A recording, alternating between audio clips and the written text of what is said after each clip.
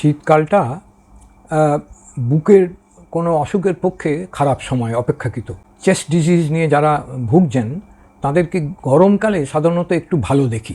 অবশ্যম্ভাবী শীতকালে একবার না দুবার এদের একটু গোলমাল বাড়বেই। এই শীতের শুরুতে টেম্পারেচারটা যখন আস্তে আস্তে কমছে, খুব নিয়মিতভাবে কমে না। কোনো দিন এরই মধ্যে একটু বেশ ঠান্ডা ঠান্ডা ভাব, কোনো দিন এরই মধ্যে না একটু গরম পাখা চালাতে হচ্ছে, এইরকম একটা পরিস্থিতি হয়। এবং তখন হয় কি, এই যে টেম্পারেচার ফ্লাকচুয়েশনে আমাদের শরীরে রোগ প্রতিরোধ ক্ষমতার উপরে একটা এফেক্ট হয়, এবং এরকম হলেই একটা ভাইরাস ইনফেকশনের সম্ভাবনা তৈরি হয়। এটা গেল এক।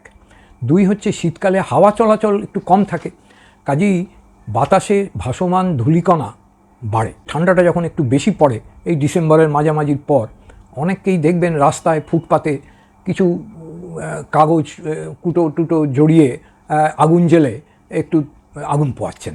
এইটা থেকে যে ধোঁয়া বেরোয় তাতে কিন্তু নিশ্চিতভাবে পলিউশন বাড়ে। এমনকি আমি তো রবারের টায়ার পোড়াতেও দেখেছি। কাজেই মানুষকে এই সময়টায় আমরা একটু বেশি সতর্ক থাকতে বলি। আসলে শীতটা একটু গভীর পড়ে গেলেও ভয়টা একটু কমে যায়, কিন্তু মুশকিল হচ্ছে যখন আবহাওয়ার পরিবর্তন হচ্ছে।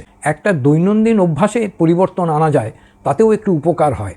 সেটা হচ্ছে গরম জল খাওয়া, খাবার দাবারগুলো গরম খাওয়া, ধোঁয়া বেরোচ্ছে ডাল ভাতগুলো, অল্প স্বল্প সোর থ্রোট, একটু গলা ব্যথা হয়েছে, এরকম পরিস্থিতিতে এই ধরনের প্রিকশন নিলে অ্যান্টিবায়োটিক না ব্যবহার করেও বা কফ সিরাপ ইত্যাদি না খেয়েও এটা কন্ট্রোলে আনা সম্ভব। কাজে আমি সবসময়ই বলবো যে এই শীতের কটা মাস, নভেম্বর, ডিসেম্বর, জানুয়ারি, এই নিয়মগুলো একটু মেনে চললে একটু সুস্থ থাকার সম্ভাবনা বাড়বে।